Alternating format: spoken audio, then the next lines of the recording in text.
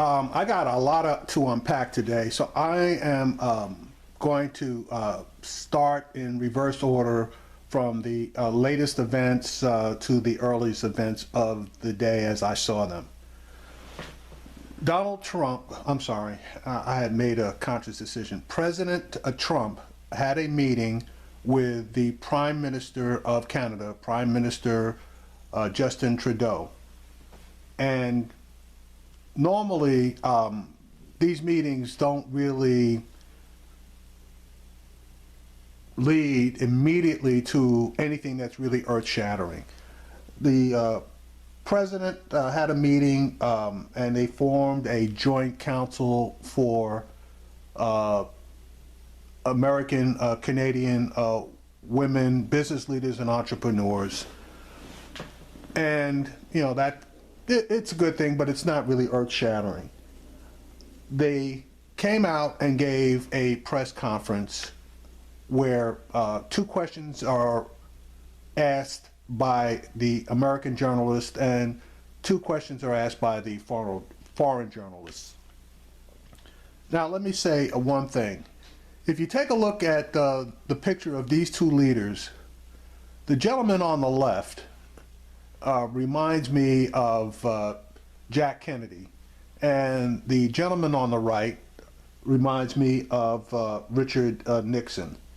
And we all know how we felt about President Kennedy, and we all know how we felt about Richard Nixon. So I'm just going to get away from that, other than to say, if there was any way for us to swap these two guys out and we get Justin Trudeau and they get Donald Trump, I would take that deal in a heartbeat. Now, during this press conference,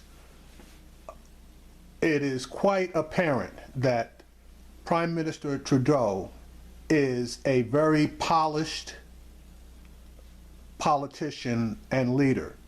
And he chose his words quickly but carefully in his responses to the questions that were posed by the journalist. Donald Trump, on the other hand, was very choppy and got off the subject of the question and pivoted on at least two occasions. Now, Mr. Trudeau answered the questions posed specifically to him in a way so as not to embarrass President Trump. And again, President Trump didn't really answer specific questions that were posed to him. Now, with that being said, President Trump basically sought to control the press conference as far as the American press was concerned. Now, I don't know if Prime Minister Trudeau did the same, because I'm not really aware of the Canadian press and their proclivity for asking difficult questions, though I will say that one of the people that did ask a question basically asked what was going to happen, i.e. trade. And you'll see the questions, and I'll probably comment as they answer the question or after they answer the question. But there is a stark difference between the ability of these two leaders, in my opinion. Okay, it's my opinion. Now, the Canadian economy is doing very, very well. And I believe our economy is doing pretty well, maybe not as well as some people would like, but it is doing pretty well. And again, we have one of the largest economies in the world, and Canada has a smaller economy. Now, it's no slouch. They have a large economy. They're in the top 10 in the world as well. But when you compare pretty much number one versus number like, I think it's 7 or 8, there can be stark differences. But with that being said, things are going pretty well in Canada. Now, I'm going to basically say it wasn't so much the questions that were asked and in some cases answered, in some cases not. It was the fact that certain questions were not asked as far as the American press was concerned. Now, the reason for that, and specifically the question that was hanging over this room, had to do with Michael Flynn and whether he was going to remain one of Trump's national security advisors. That question wasn't asked, and there was a reason for that. Donald Trump did not call on any of the nationally syndicated news media or the national syndicated press. He chose to call on a local TV reporter in Washington, D.C., someone that nobody really would know the name of outside of Washington, D.C. And then he chose to call on a right-wing blogger, I call them bloggers, but a right-wing news organization, the Daily Caller. Now, if you don't know who the Daily Caller is, that particular operation was formed by Tucker Carlson of Fox News fame, okay? And they are specifically right-leaning. And the question that was asked, which you will see, was pretty much a softball question. And Donald Trump, even then, didn't choose to answer. So anyway, let me play the news conference, and then I'll make some comments during it, and you can see for yourself.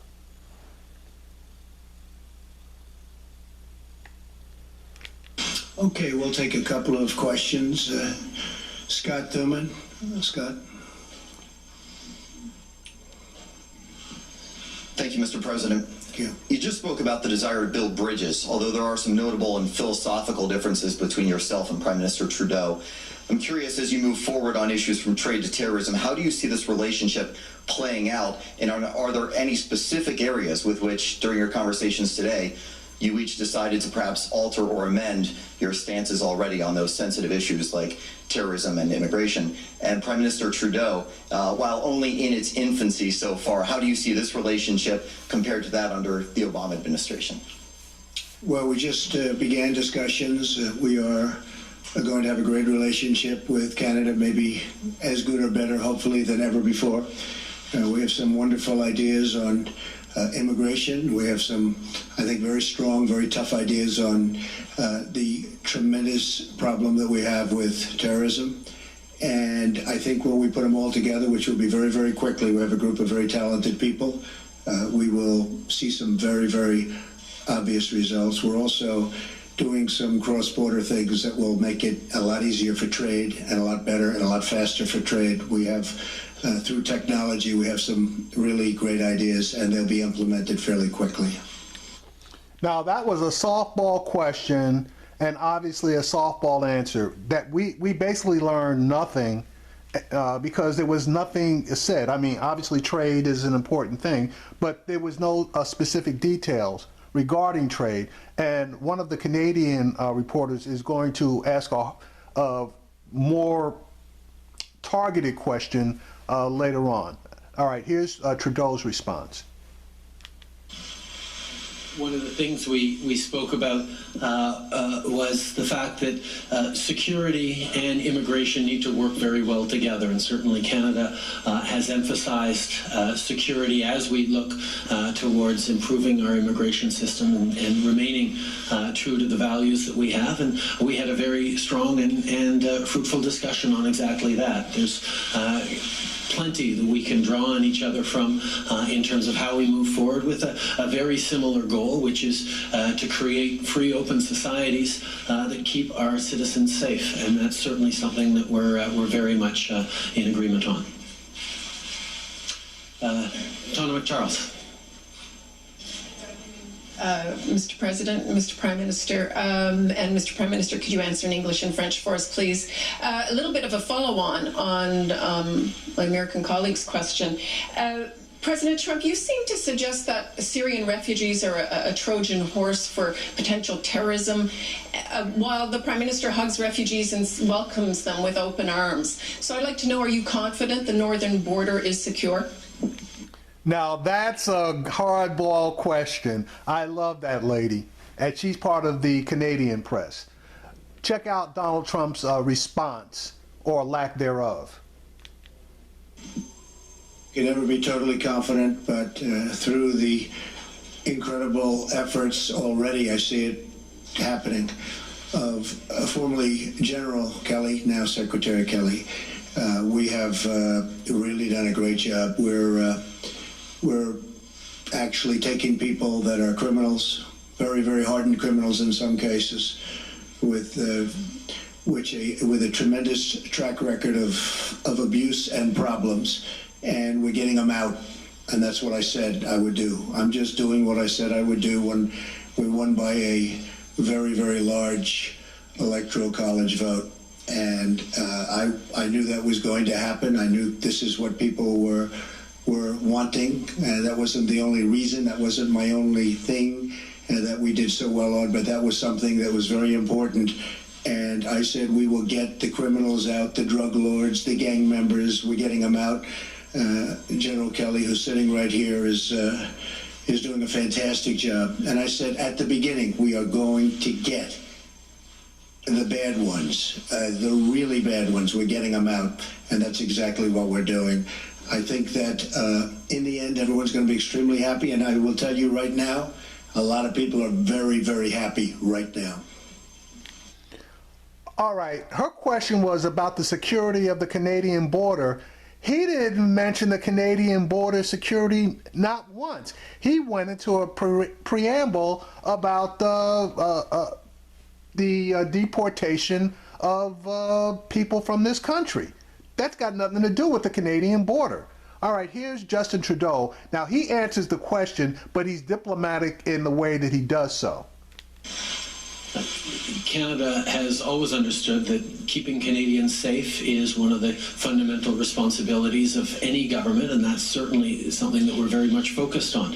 At the same time, we continue to pursue our policies of openness towards immigration and refugees without compromising security. And part of the reason we've been successful in doing that over the past year, welcoming close to 40,000 Syrian refugees, is because we have been coordinating with our allies, the United States and around the world, to demonstrate that security comes very seriously to us, and that's something that we continue to deal with.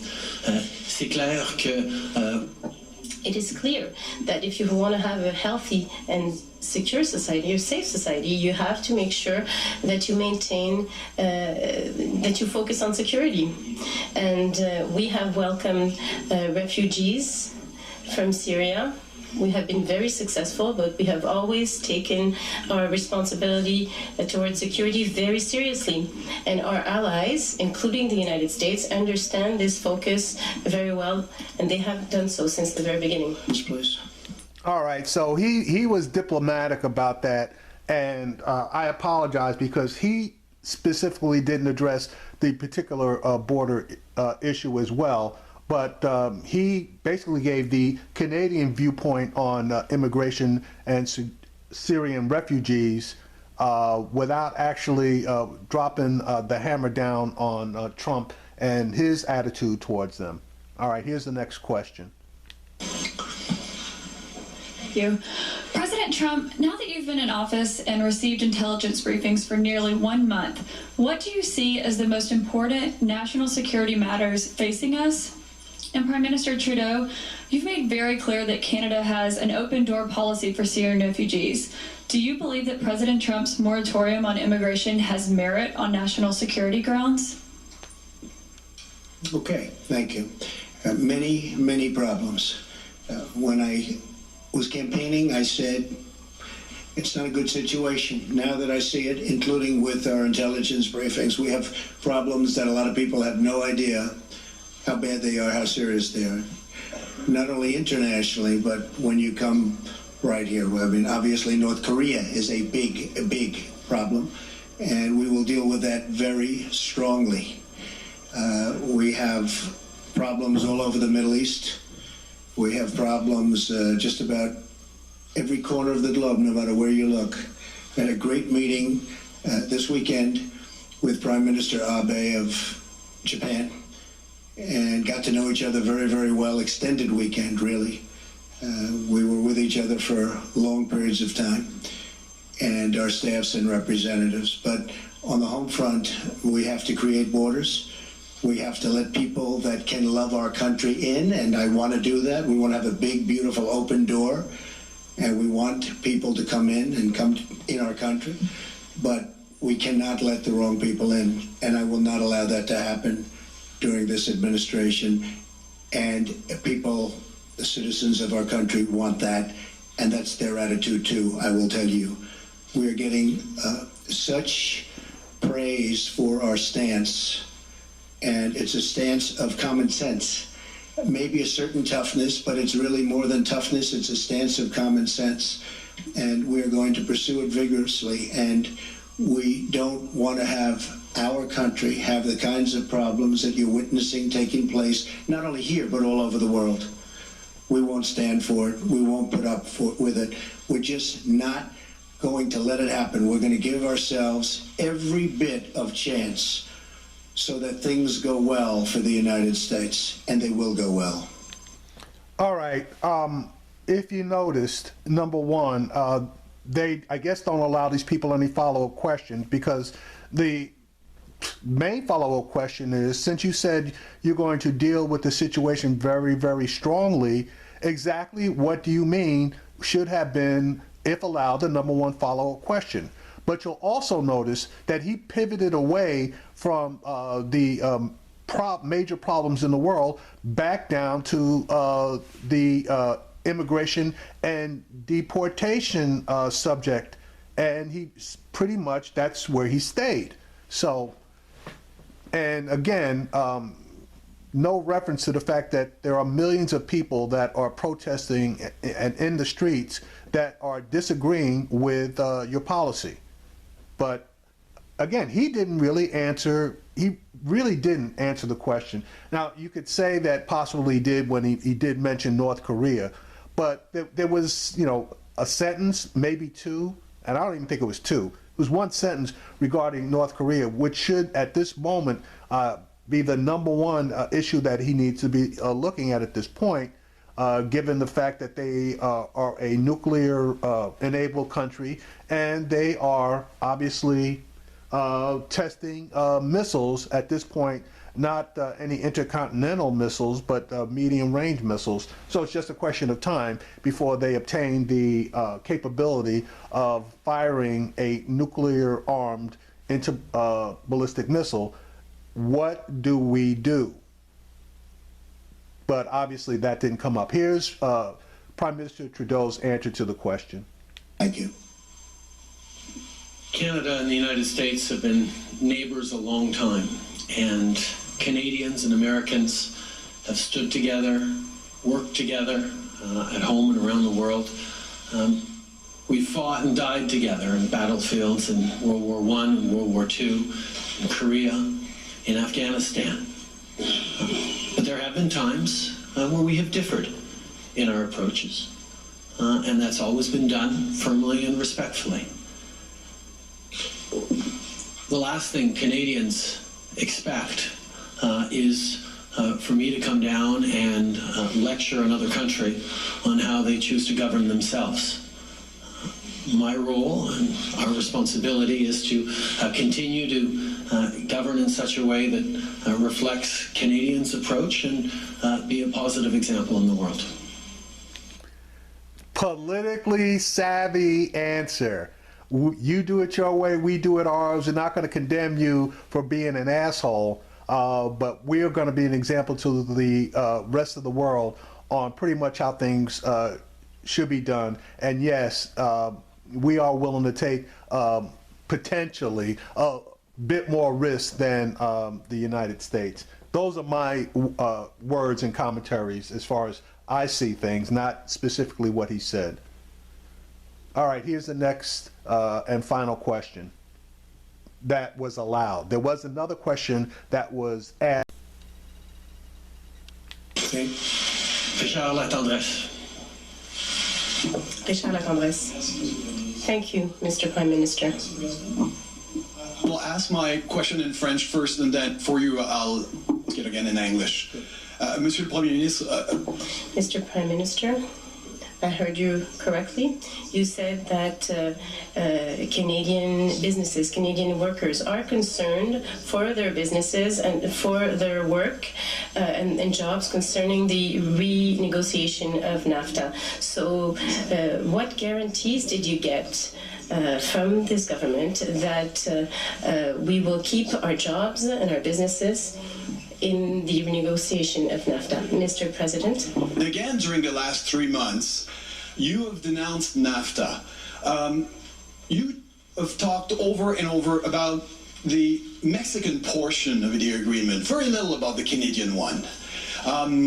My questions in two short part is Canada a fair trader?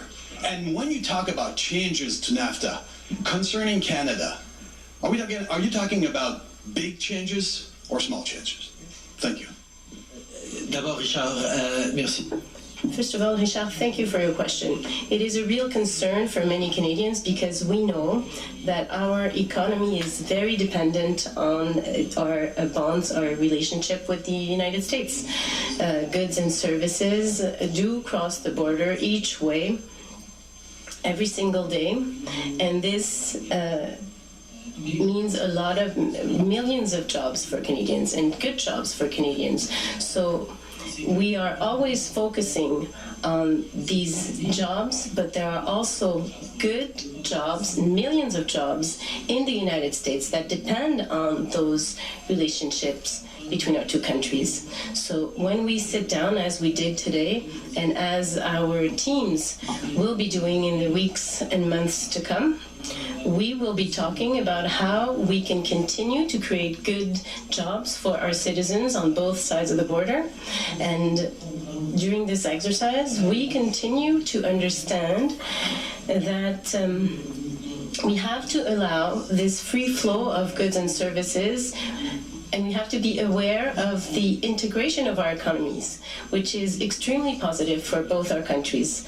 And this is the focus that we will have in the coming weeks and months to come. Aware of the fact that much of our economy depends on good working relationships with the United States, good integration with the American economy, and the fact is millions of good jobs on both sides of the border depend on the smooth and easy flow of goods and services and people back and forth across our border. And both President Trump and I got elected on commitments to support the middle class, to work hard for people who need a real shot at success. And we know that by working together, by ensuring the continued effective integration of our two economies, we are going to be creating greater opportunities for middle-class Canadians and Americans now and well into the future. I like this guy. This guy is sharp.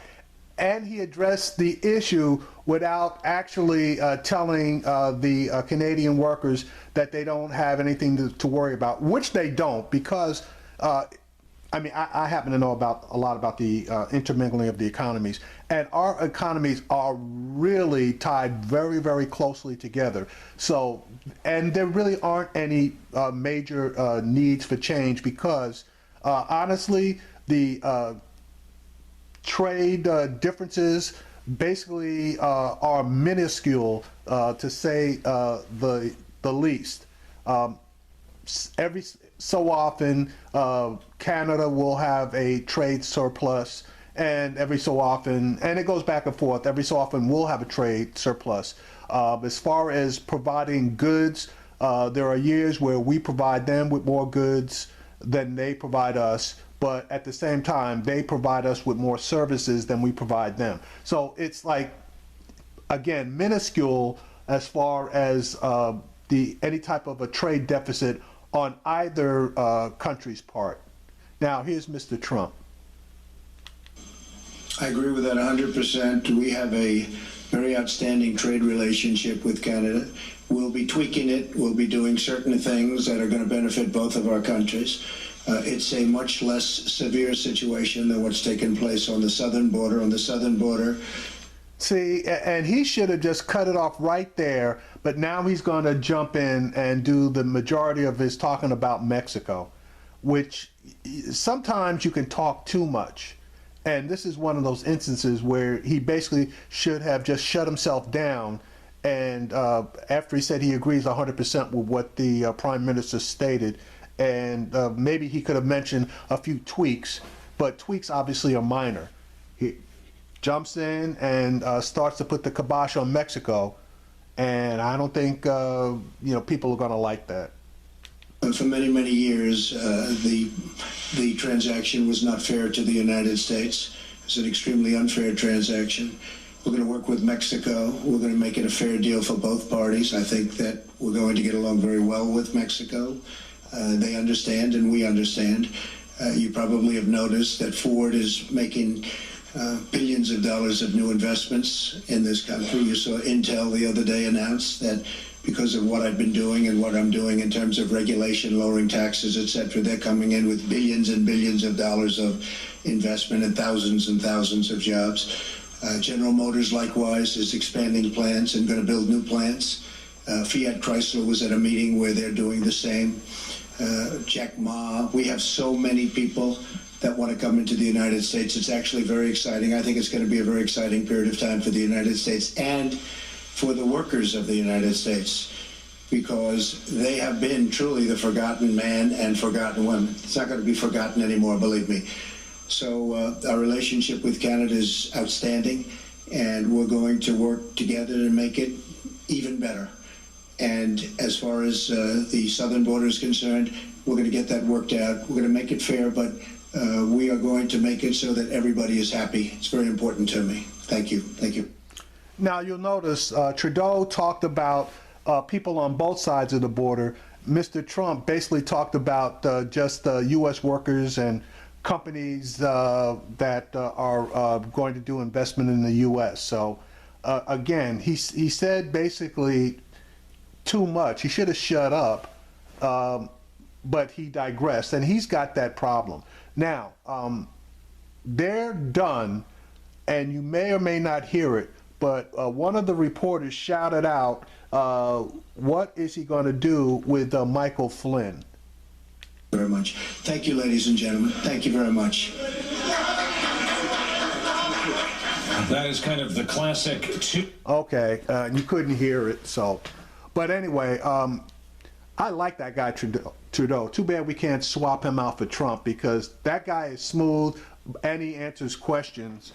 And I think he's got the right attitude for basically what's going on these days. Mr. Trump's got too many white supremacists that are pressing this. And I'm going to do a video right after this one that's going to make that point.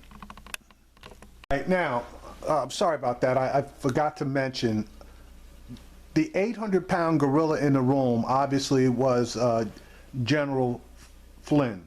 And Mr. Trump made it his business. He knew exactly all of the American press in that room. He made it his business not to call on any single one of them, because he knew that they were going to pop that question on about the General Flynn's status. That's one. Now, number two, on the situation with North Korea, that was another question that should have been asked, because North Korea, if they obviously can successfully test an intercontinental ballistic missile, not only is the United States at risk, but Canada's at risk as well.